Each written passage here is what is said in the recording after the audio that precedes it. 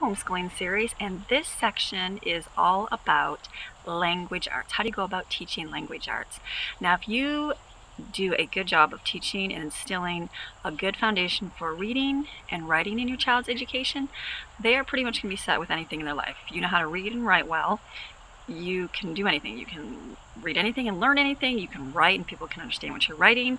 Those are just two very good foundations and things that you want to make sure that your children has a good grasp of.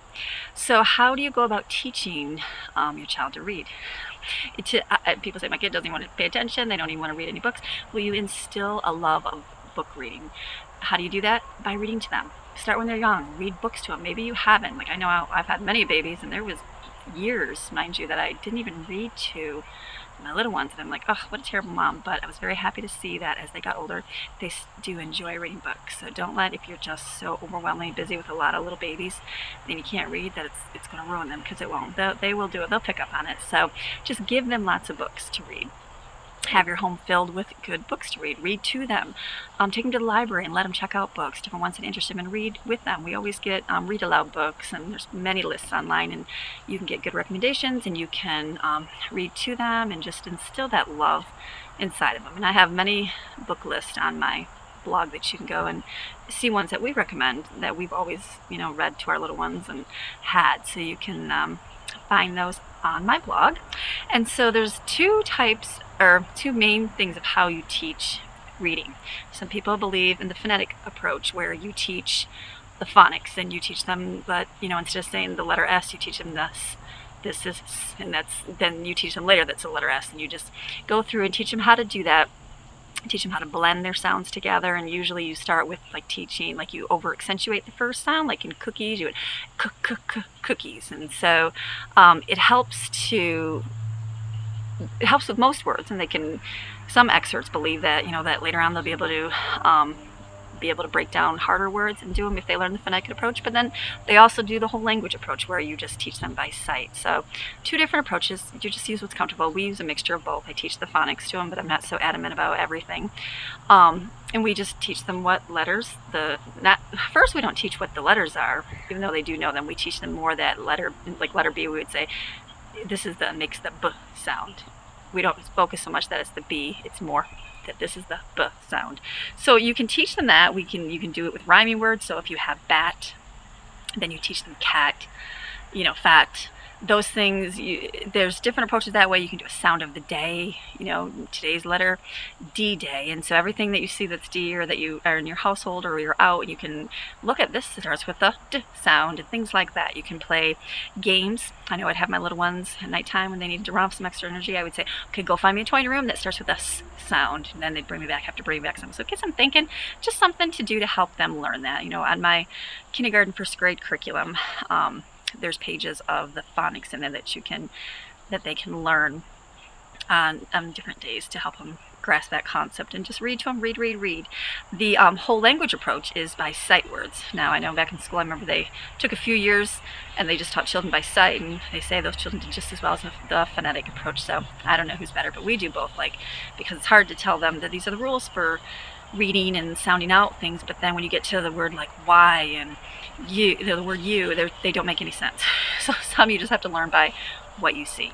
So those, there's plenty of sight list words that you can take, sight word. I think the Dolch word list, beginner word list, they have different grades. There's sites out there that have them for free, and you can download them. You can take 2 or 3 a day, and then have your child learn them over and over, and focus on really all day long, oh, what's this word say, and point to it, put it on your little wall, marker board on the wall, piece of paper, show them, so that they can get used to what that word is. And if you're reading in a book, point out, oh, there's the letter, there's the word the, or look at, there's the word the, even though it doesn't have any of the phonics, make any sense with the phonics, but just teach them to know it by sight. And that just comes with time. We just get simple reading books and just teach them, this is that word, and just more and more they'll get better at it, I promise. You can also help, because you're also going to be teaching the grammar part of English, and so you can also start with journals. You can encourage your child, just get a simple notebook, 10-cent notebook, and you can Encourage them to write one sentence a day. Maybe you can give them a topic about what their day was like or what their favorite food was, and you can even write my favorite food is, and then they can fill it out and they can draw a picture. And so then it's, every day they're encouraged to write. Maybe you can write it and they can copy it. On my blog there is practice writing with journaling for it's free, all free, for the younger grades, and then they can make their own journals. That's a good way to help them get used to writing, get them used to viewing the words and doing it. Teach them to have them tell you stories, narrate stories back to you. It's good to help them learn beginning, the middle, and the end of the story, so it helps them learn, which order they go in, story order, things like that. So maybe if you read something to them, have them narrate it back to you of what happened in the story, or have them tell you a story about what they did, somebody's house or something, just to get them to get used to that concept of that. There's also plenty for teaching grammar to your children. I always have a hard time teaching it when they're younger, but I know they have to learn it, because it really doesn't matter if they know a noun and a verb or a pronoun when they're younger, but our education system teaches that. So we do that in our curriculum online. But if you really didn't do anything, I didn't when I didn't have to have any testing in that, and we just taught them when they got to middle school, and all my children learned just fine because they're able to grasp and understand it better. But there is plenty of things you can just go through, and let's learn about nouns today. What's a noun? We used to have a CD, and it was the verb. I'm a verb, verb, verb. I'm an action word, and my children still remember that song. But it just teaches them what a verb is, what a noun is, and you just review it over and over each day. On my site, again, we do that, and there's a lot of repetition on the pages that we use for English. So that's something to do, but you can just do it out loud with them to get them to learn what that is. And then as they're writing in their journals, as they get more advanced, they're not going to do this right, but as they get more advanced, they're going to write sentences, and they're not going to make sense. And you say, oh, you want to choose this, like maybe if they said, what do they say? Like they use the different participial, or different tense of verbs or something in their sentence, they mess it up. Maybe you can correct that in one so that the next time they don't do that. So if they have a lot of negatives, don't pull all the negatives. Just maybe choose, oh, you forgot to put a period at the end of the sentence, or, oh, that should be a question mark instead of a period because it's a question, you're asking something. And so just things like that. And then if they do like quotations for a story, you can, oh, this is what we do when we speak something in a story. We put quotation marks around it like this. And so all these ways that you can teach them without actually having a grammar program, but you can still have grammar programs. You just don't need to spend hundreds of dollars on them. There is one free, I have it on my site under my high school one. I think it's daily grammar lessons. I could be told, I'm sorry, I don't know what it is offhand, but I know it's on my site under the high school, what I recommend. And you go there and you do one lesson a day. It takes you like 5 minutes, and there's enough for the whole school year and then some. And it just goes through and does all the stuff just like you would do in a textbook. So it's free. Why do it? But I know in my curriculum it's free too. So why go out and spend the money if you don't have to? The way that your children learn is by practice. Practice makes progress, and so that's the only way they're going to learn how to do better grammar and how to do better writing, is by doing it over and over. So for your teens, you can get them to create, let me think, I'm sorry. For your teenagers, they're not going to be so interested in reading all the book lists that are recommended out there. So sit down with them and create a book list together of what books that they can do for the school year, and have them write back to you. Have them write a book report on it. Have them narrate back to you what the story is about. Maybe choose a conflict in the story and have them write about it. Or there's a lot of reading comprehension where you can get tons of, I know on my site I have that from other sites, that people that put together, like when they read a story, there'll be different things for them to do after each chapter, and it helps reinforce their grammar and their writing lessons. So lots of opportunity that way. So it's free. Use it. Might as well.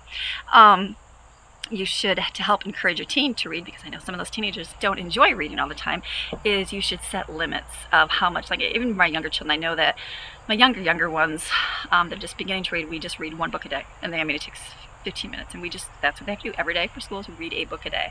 For my other girls that are in 3rd and 5th grade, they have to read a minimum of a half hour every day. They'll do, the 3rd grader probably just does a half hour, but the 5th grader will do more because she enjoys reading. But I just want to say that every day for a half hour you have to read, and so they do. Same thing with my older middle school son. I do the same thing. I say you have to read for a half hour each day, and so or you have to read a chapter a day, so he knows how much that he has to actually read for it. So that helps to set a limit, so they know what is expected. So I know, like his books this year, he's gonna have to complete so many a month. So we're gonna break it up, or I think it's 2 weeks for a book. So then we'll break up how many chapters there are into the 2 weeks and say, okay, every day you have to read 2 chapters, or every day you have to read 3 chapters, depending on the book. And so that'll help them know that what is expected and what they have to get done. So if you set a boundary, this is what's supposed to be done. If it's not, there'll be a punishment. So they need to know what's going on. Let's see. There's Journals are good for teenagers too. Just on my site too, they have questions and things that are going on in the world just to give them thoughts to think about. You know, like how would you react to things, and just different ideas to get their brains working. So those are journal thought-provoking questions is what I was thinking of. And so that's on my site too. You can print those off and stick them in a journal, and they could do one a day just to get them to practice writing, to get their brains thinking. And then you can go through and read it, and you can, oh, okay, then you can just kind of ask them more questions about it. And then you also, if there's a few parts, maybe all of it needs to be redone, well, you can just choose part of it and say, okay, well, how about next time you do this better, you focus better on doing this. And so lots of ways you can teach English to your children without having to buy expensive curriculum. So I look forward to the next video with you guys. Have a great day.